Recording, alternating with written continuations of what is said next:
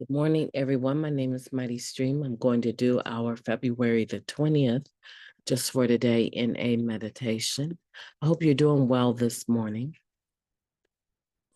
The title of today's meditation, Messages and Messengers. Anonymity is the spiritual foundation of all our traditions, ever reminding us to place principles before personalities. That comes from Tradition 12. The 12th tradition reminds us of the importance of putting principles before personalities. In recovery meetings, this might be paraphrased: don't shoot the messenger. We often get the message confused with the messenger and negate what someone shares at a meeting because we have a personality conflicts with the person speaking. If we are having problems with what certain people have to share at meetings, we might want to seek the guidance of our sponsor. Our sponsor can help us concentrate on what's being said rather than who's saying it. Our sponsor can also help us address the resentments that may be keeping us from acknowledging the value of some particular person's recovery experience.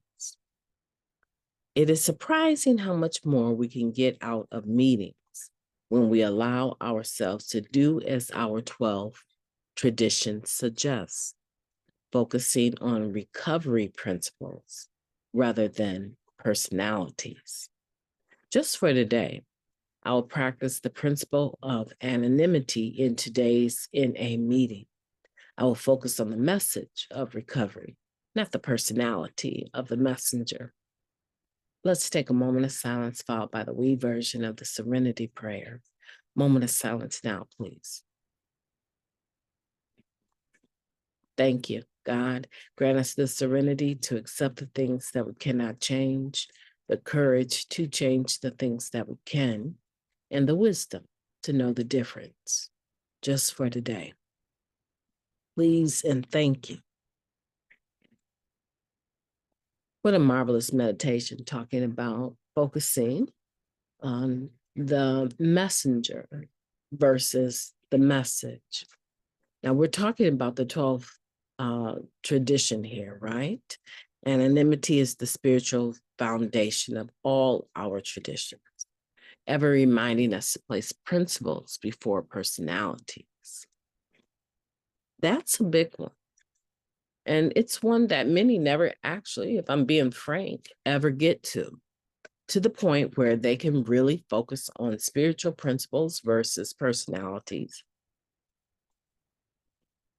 Granted, I think it's easier to do in the setting of a meeting, but it's so discouraging to have the sense that this meeting was just a beautiful meeting, such beautiful shares, and then someone finds their way, usually a sponsee or someone, finds their way to you and discloses that that was the hardest meeting they ever had to sit through.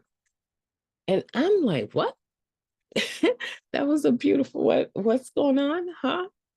Tell me again, what's happening here? uh, and, they share, I cannot stand. You know what? I'm laughing because I'm sitting here telling this scenario. And true enough, it has happened to me often. But I've also been the other person. So I need to disclose. I need to get that out there. I have also been the person that has had problems with personalities in the meeting. And they'll come to me and whoever they are and start going on and on and on and on and on. This person, they did this and they did that. And I can't believe they got the audacity to sit up in the meeting and act like they so spiritual. Oh, man, I have done this too. Wow.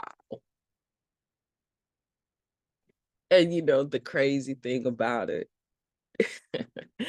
The crazy thing about it is I haven't always had the most the most spiritual responses, right? Sometimes I'd be like, and I know that's right. Oh, wow. Yeah. But I don't remember once running to my sponsor about somebody and my sponsor ever telling me, I know that's right. They'll ask me, what is the part you play? What is really going on with you, Mighty Stream? What is going on? That was a beautiful message they carried, and you have a problem with them. You need to learn how to separate the two. Yeah. Yeah, I remember now. I haven't always been the healthiest person in the meetings, right? But this is what this is talking about. And to the newcomer, I just want to reassure you, wherever you are, right? All over the world, wherever you are, not every individual in the meeting are you going to agree with or get along with. And it's not necessary that you do. They don't need you to, and you don't need to be able to do it. It's the message. What is the message? Is the message beneficial to you? If the message is beneficial, take that message and file it away in the back of your head and use it when you need it. That's the benefit of making a lot of meetings. You get to practice these spiritual principles in all of your affairs. As the 12th step talks about. Now, we're talking about the 12th tradition, but this is the 12th step. I mean, we're talking about the 12th tradition, but the 12th step, is the one that says that we want to practice these spiritual principles in all of our affairs. So to me, 12 and 12, right? To me, they go together.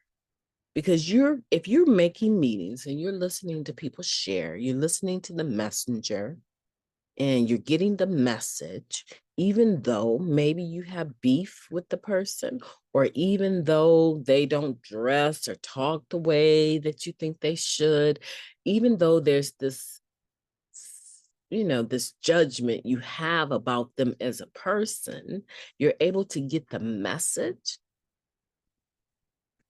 And no one can tell by looking at you that you actually have a problem, right? You know how some people communicate with their face, right? You can sit and watch people sometimes. You can tell that they're missing the whole message because they're focused on the messenger.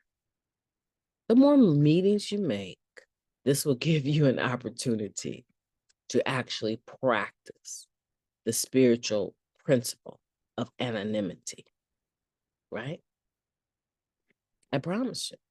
This comes from Tradition 12, but it's step 12 that talks about practicing spiritual principles in all, keyword, all of our affairs, including when we're in the meeting listening to someone that we don't necessarily like. The whole world doesn't need to know that Mighty Stream has a beef with so-and-so, or that Mighty Stream doesn't like so and the whole world does not. No one in that meeting needs to even know that. And it's bad enough that I even know it. But if that's my reality, I have some work to do, but I don't need to put them on full blast. That's not my job anymore. It used to be my NA police job. It used to be. Sometimes I would interrupt a person right in the middle of their share. I don't know where that arrogance came from, but I'm glad I don't have it today, right? I'm able to focus on the message and not the messenger today. And that's what we want to be able to do. It is so, so, so valuable and so important that we remember this as we make meetings, as we are living our lives, and it will help you. Practicing this within the rooms of Narcotics Anonymous will help you practice it in all of your affairs. On the job, at school, with your children, with your husband. Narcotics Anonymous has really benefited me in how to do relationships, in how to do relationships. And so if you're finding yourself struggling in your outside relationships, work on this within Narcotics Anonymous and commit yourself to practicing the spiritual principle of anonymity in all your affairs and see where it gets you. I believe it will help you. My name is Mighty Stream. I've enjoyed talking to you today. I've enjoyed laughing with you today. I hope that you will have an amazing day on purpose. You deserve it. If you don't do it for yourself, no one else is going to. So let's go for it. Have a beautiful day on purpose.